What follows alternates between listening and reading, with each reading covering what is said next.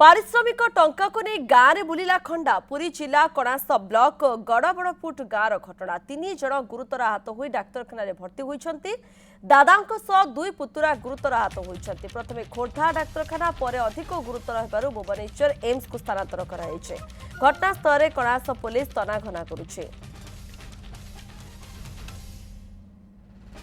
सुजित त्रिपाठी अधिक सूचना पाई प्रतिनिधि रही। सुजित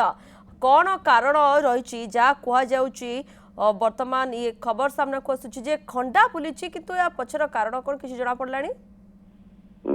देखो प्रियंका जोटा कहवा पहला पूर्व शत्रुता जहाँकि आम पाखे सूचना अच्छी पूर्व शत्रुता को लेकिन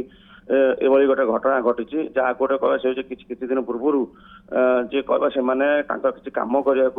काम करुले कम कर बाकी पैसा थिला से मागी मागिया भितर से गोटे मागी से न देते पर मुहूर्त आउ अलग पूर्व शत्रु को नहीं केन्द्र करके हाणी जहाँ को कहवा प्रकाश बलवंतरा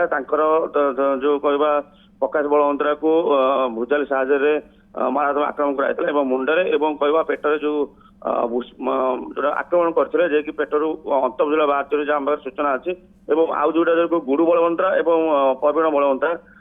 से जो दी पुत्र मुंडे आघात लगी जोटा कह से गोटे माने ग्राम गोटे भयर वातावरण सृष्टि होती देखा चाहतु एमती आग पूर्व शत्रुता था किंतु ये कहीं घटना घटला एवं जो आक्रमण कर जहाँ सूचना मिली 4 ରୁ 5 जन व्यक्ति मिसिकी संगमत भाव आक्रमण कर